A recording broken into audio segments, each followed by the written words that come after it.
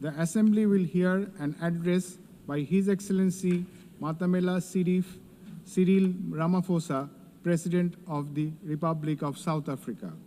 I request Protocol to escort His Excellency and invite him to address the Assembly.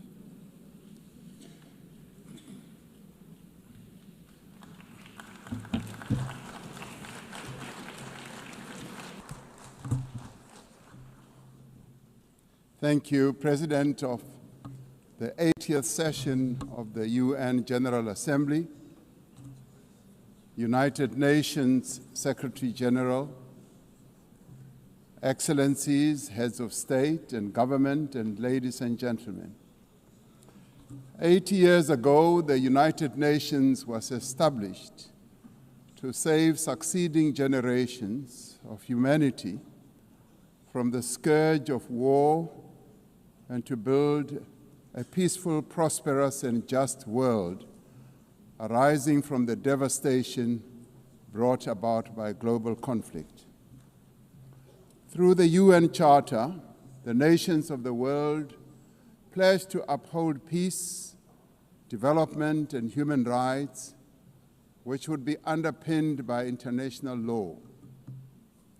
Now more than ever, we are called upon to uphold the values and advance the purpose of the United Nations. We are also called upon to advance cooperation and solidarity between nations. We are called upon to promote multilateralism and safeguard the institutions that enable it. South Africa's engagement in the international sphere echoes our domestic imperatives of eradicating poverty, reducing unemployment, and addressing the root causes of inequality. Our foreign policy is guided not only by the needs of our people, but also those of the continent of Africa and the global South.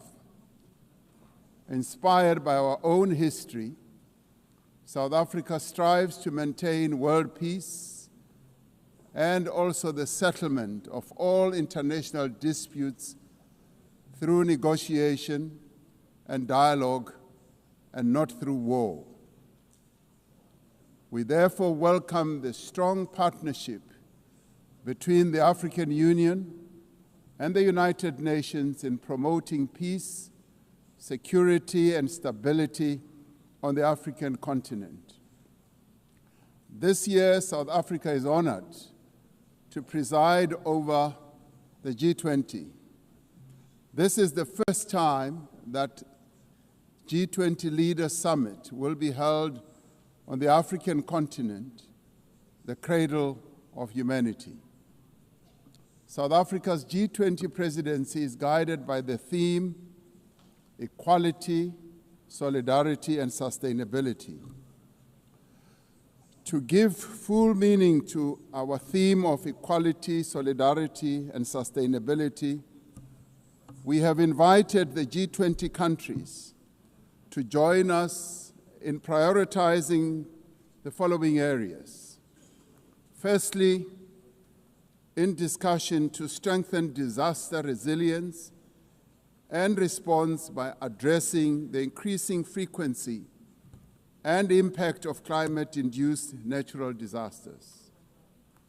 Secondly, to ensure that we have debt sustainability for low-income countries by crafting innovative ways to support countries to have low levels of debt to maintain economic stability. Thirdly, to discuss how to mobilize finance for a just energy transition by encouraging investments in renewable energy and sustainable technologies without foregoing what we would call baseload energy sources.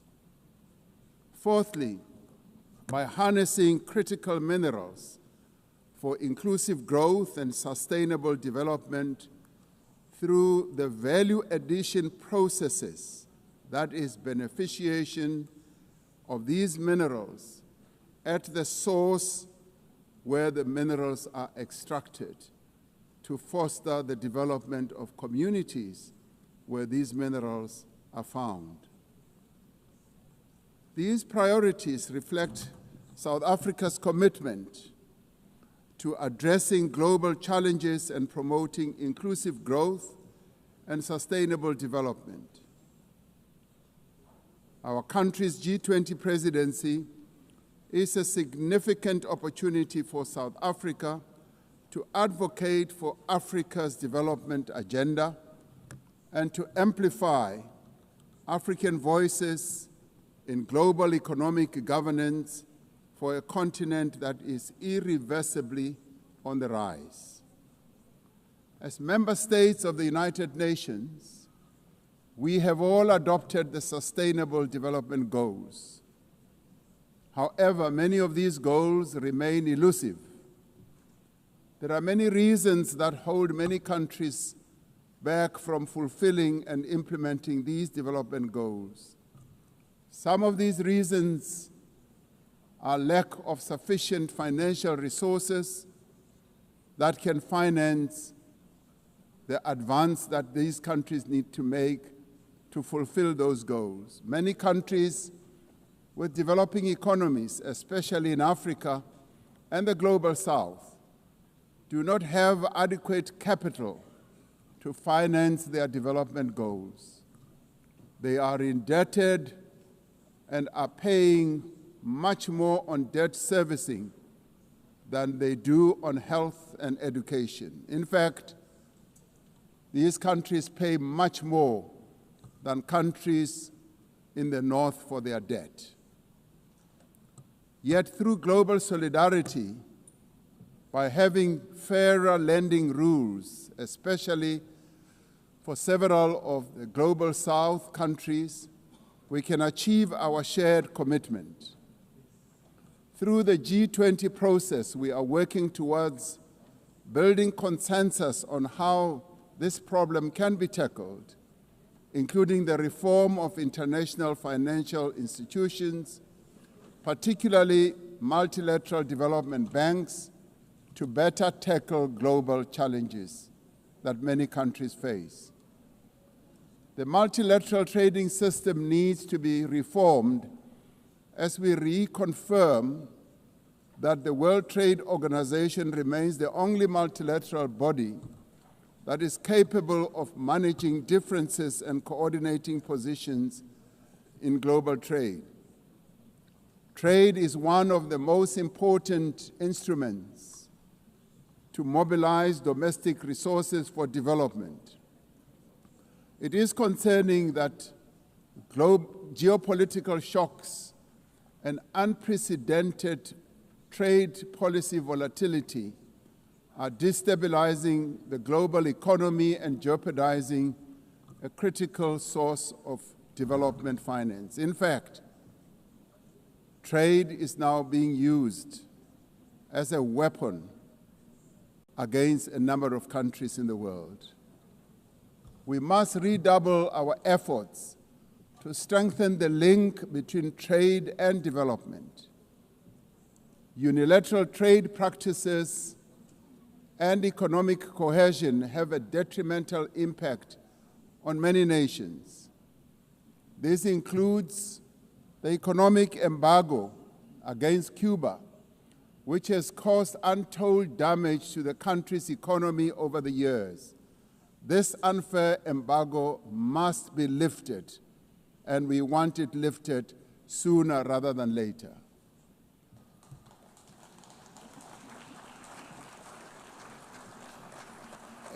In the midst of global trade uncertainty, the African continent is providing a pragmatic example of constructive collaboration and cooperation by using the African Continental Free Trade Area as an engine for sustainable growth and development. This will with commitment, become the central pillar of economic cooperation and integration for our continent. As part of the effort to build more inclusive economies, South Africa's G20 presidency has launched an extraordinary committee of independent experts on global wealth inequality. This committee, chaired by Professor Joseph Stiglitz, a Nobel laureate, will deliver the first ever report on global inequality to G20 leaders when they meet in November in Johannesburg in South Africa. Climate change is an existential threat. We are failing future generations by our inability to reduce global warming. Climate change is reversing economic growth and development gains in many countries, especially in the global south. Although Africa carries the least responsibility for climate change, many countries on the continent of Africa experience much of its harshest effects. Extreme weather events like floods and droughts are driving food insecurity, displacing populations, causing damage to infrastructure, and leading to the unnecessary loss of livelihoods. Member states must honor their undertakings and commitments in line with the guiding principle of common but differentiated responsibilities and respective capabilities. The Secretary General recently reported that global military expenditure has reached historic highs, just as the world is falling behind on its core development promises. We are building weapons when we should be building social infrastructure that advance the lives of our people. We are fighting wars that cause death and destruction when we should be fighting poverty and developing the livelihoods of vulnerable people. We must act decisively to silence all the guns everywhere to realize the goal of sustainable development and global peace. And I do believe that this is an objective that is possible to reach. As we commemorate the 80th anniversary of the UN, the relevance of this institution and various multilateral processes for the maintenance of international peace and security is being willfully undermined. There is an increasing reliance on unilateral military action in contravention of international law. The United Nations Security Council has proven to be ineffective in its current form and composition in carrying out its charter mandate to maintain international peace and security. South Africa remains deeply concerned by the erosion of the credibility of the Security Council and its failures to ensure accountability and uphold international law. As the security and humanitarian situations in the Democratic Republic of the Congo, Sudan, Gaza, and elsewhere deteriorate, it is a matter of great concern that there are countries that continue to violate international law and also defy the United Nations resolutions and rulings, also from bodies like the International Court of Justice. The establishment of the Hague Group and the Madrid Group aim to reaffirm the primacy of international law, promoting accountability and ensuring support for a just peace. We cannot and should not accept that members of this organization continue willfully to violate without consequence the charter that we have all agreed to uphold.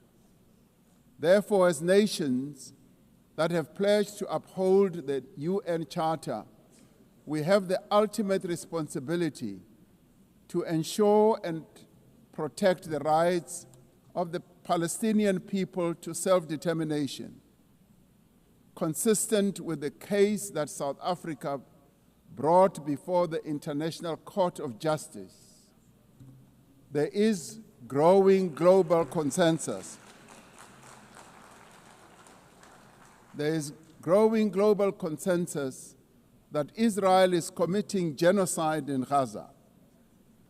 Just last week, the United Nations Independent International Commission of Inquiry found that Israel is responsible for the commission of genocide in Gaza. As Palestinians continue to face genocide and famine, we have a duty to act. South Africa has acted in the interest of saving lives by insisting that the International Court of Justice should make a ruling that indeed genocide is being committed in Gaza and that it should stop. And we stand here to say it must stop.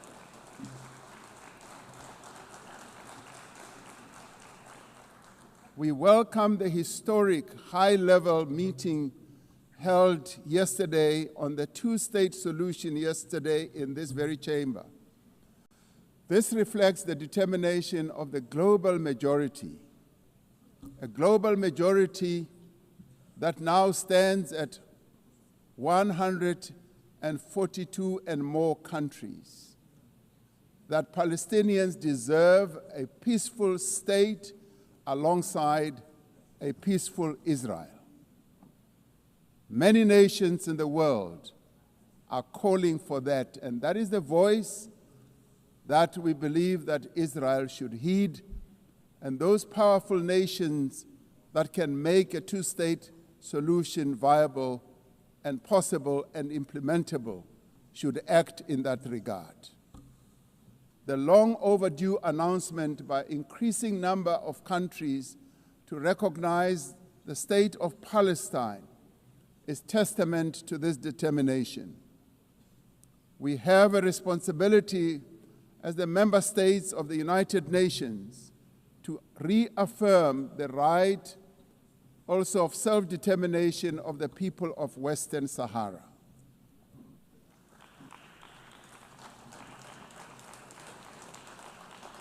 The very first resolution of the United Nations General Assembly in January of 1946 called for the elimination of atomic weapons. The resolution was passed shortly after the catastrophic use of atomic bombs on Hiroshima and Nagasaki that killed thousands of people. Decades later, we have not made significant progress in the fulfillment of the commitment to nuclear disarmament. In 2026, next year, South Africa will be presiding over the first review conference of the Treaty on the Prohibition of Nuclear Weapons. This treaty reaffirms that there is no greater assurance of non-proliferation than the complete prohibition of nuclear weapons. I was glad to hear that a number of leaders stood here to speak against nuclear weapons and the use thereof. This year we celebrate the 30th anniversary of the Beijing Declaration and Platform for Action as a roadmap for the achievement of gender equality, the empowerment of the women and girls of the world. South Africa reaffirms its unwavering commitment to the empowerment of women and their full, equal, and meaningful participation in all spheres of life. Yes, we would support also the election of a female Secretary General of the United Nations. The Beijing conference milestone reminds us of our shared responsibility to advance human rights, dignity, and justice for all. We are all equal, men and women, and there is no reason that we continue to hold the women of the world backwards. The right to development must be central to the policies and operational activities of the United Nations and its specialized agencies, programs, as well as funds. It must be at the core of the policies and strategies of the international financial and multilateral trading systems. As we celebrate 80 years of the United Nations, we must seize the opportunity to build a better United Nations for the next 80 years. What is needed now is a stronger and more capable United Nations, a United Nations that is based on the renewed commitment to its founding principles. We must invigorate the negotiations on the Security Council reform at the intergovernmental negotiations in the General Assembly, including by initiating text-based negotiations. The Security Council must be accountable. It must also be representative. It must be democratic and effective in executing its mandate. We can no longer accept that a large portion of the world's population is not represented in the United Nations Security Council. My own continent, Africa, home to 1.4 billion people, as well as South America, are not represented in the United Nations Security Council. This is unjust, this is unacceptable, and it must end. We want representation in the Security Council. We look forward to working with the Secretary General on the UNGA initiative to ensure that our organization works more effectively and efficiently. Mandates given by member states must be implemented, and the necessary structural changes and program realignment must be implemented across the UN system. In the face of the decrease in funding to the United Nations to fulfill its mandate, the UNGA initiative is important to maintain the integrity of the multilateral system and to uphold international law. Lastly, I am reminded that our collective membership of the United Nations is our shared humanity in action. The United Nations at 80 compels us to reflect on our collective achievements and to chart a way forward, building an organization that is able to address our common challenges. We must rise to the occasion and do our utmost together to ensure the political, economic, and social freedom of all humanity. We must reaffirm that freedom is indivisible and that the denial of the rights of one person diminishes the freedom of all of us. We must reaffirm the equal dignity and worth of every person and must therefore leave no one behind and no country behind. I thank you. On behalf of the Assembly, I wish to thank the President of the Republic of South Africa.